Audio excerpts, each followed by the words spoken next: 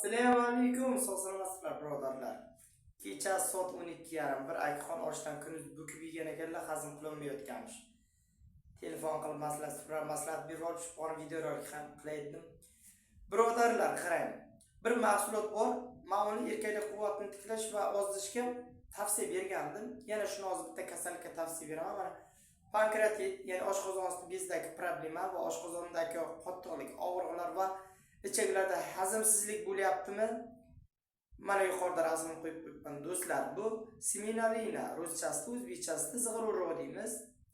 Ana shuni birodarlar, mana dorixonalarda yoki ziravorchilarda bo'lsangiz, mana arzimagan pulga sotishadi. Ana shunday maydalanganini. Kafe molkada maydalangan.